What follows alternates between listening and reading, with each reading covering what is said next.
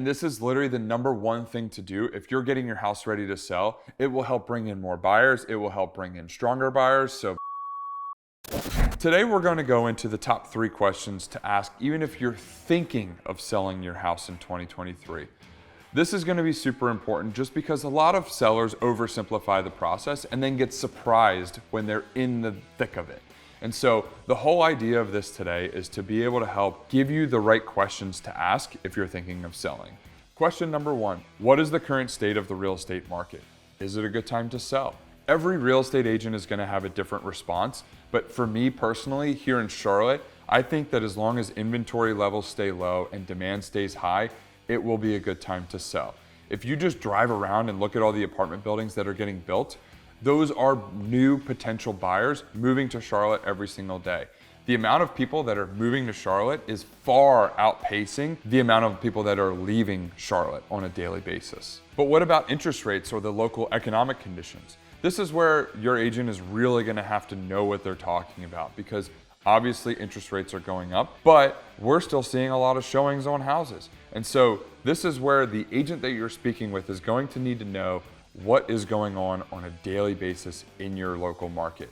I mastermind and brainstorm and just talk to agents every single day that are in Charlotte just to see if they're seeing what I'm seeing. I want to make sure that if I'm seeing a lot of showings on a home, they're noticing that a lot of houses are getting more showings. Or if it's a really weird kind of light week when it comes to showing activity, are they seeing the same kind of thing? Because I want to be able to convey that to you as a seller. You need to know what to expect in the local market, and that only comes from an agent who understands what is going on because they're in the trenches every day. So with higher interest rates, with the economic conditions, are we still seeing a lot of activity in Charlotte? Yes. Question number 2 to ask, should I upgrade anything in my home or should I make any improvements before we list it?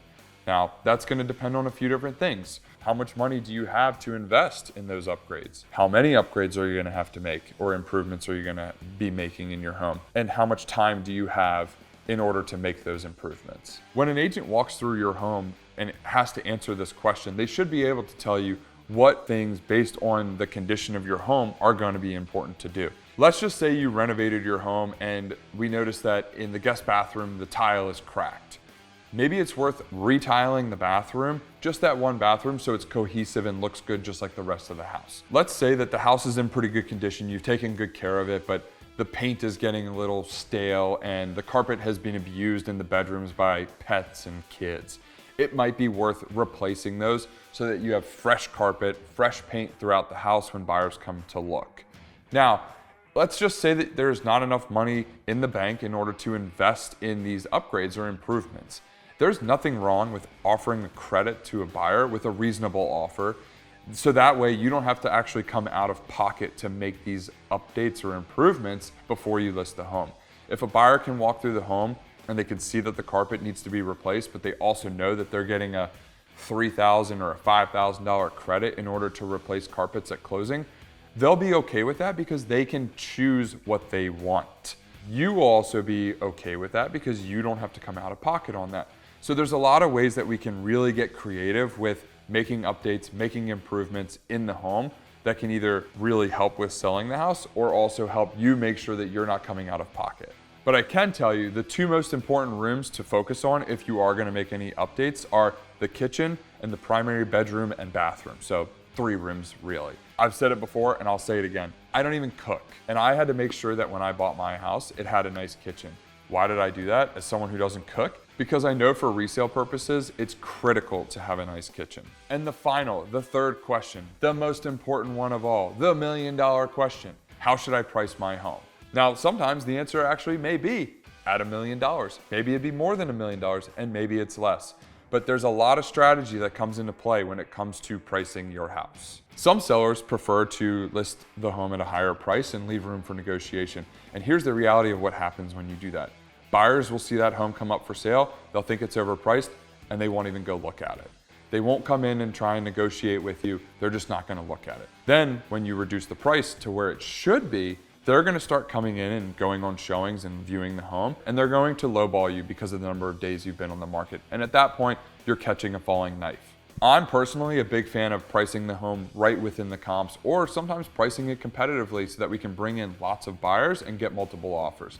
If we can get multiple offers, it helps you dramatically with your leverage position and your position of power as a seller. Because when you have multiple offers, you can pick the strongest buyer. It may not always be the highest price, but the overall most well-rounded, strongest buyer, that's the one you can pick that you want to work with. On the flip side, if you price it too high and you're praying that that one buyer finally comes in and offers on the home, they have all of the power and all of the leverage when it comes to the negotiation, and you don't want that.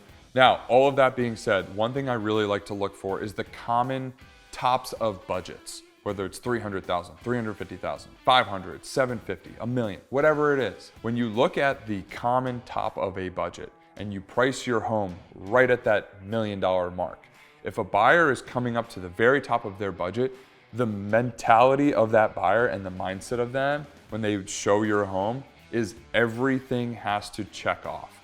The house has to be in great condition. It has to be well maintained. The utilities have to be new. It has to look good. It has to feel good.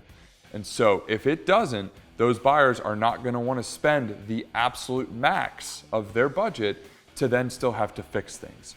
So on the flip side, what you can do, let's say you're in the $500,000 price point, you have a $500,000 home, you know that you might need to update the paint, or you might need to paint the cabinets, or put a new HVAC in. Reduce the price, sell it by $10,000 less than the budget, sell it for $490, because what will happen is a $500,000 buyer will walk into your home at $490 and they'll start thinking that they have a $10,000 buffer, whether they want to use the buffer to raise their price in order to actually get the home, or they want to use that buffer in order to pay for the new HVAC system. It allows the buyer to think differently when they're coming through your home, and it allows them to get more excited about buying your home, even if it doesn't check every single box. As you can see, there's a lot of strategy and there's a lot of art to pricing homes to sell. If you get to this point of the video and you're even thinking about the idea of selling your home, call me, text me, DM me, whatever. I'm happy to talk to you through just what to expect, some more detailed version of what this video goes into, but also what your home may be able to sell for. I'd be more than happy to come take a look. And the final question, a bonus question that you need to ask yourself personally. Don't worry about asking the agent this. The agent actually should be asking you this. Do you want to sell for top dollar, or do you want to sell fast? Which one of those two is highest priority to you? Because that is going to affect what is going to happen for everything that we just talked about in this video. So I hope this was beneficial. I hope you learned something today. I would love to help you sell your house if you're thinking about doing that. And in return, at least please do me the favor of liking and subscribing on YouTube, and I'll see you next week.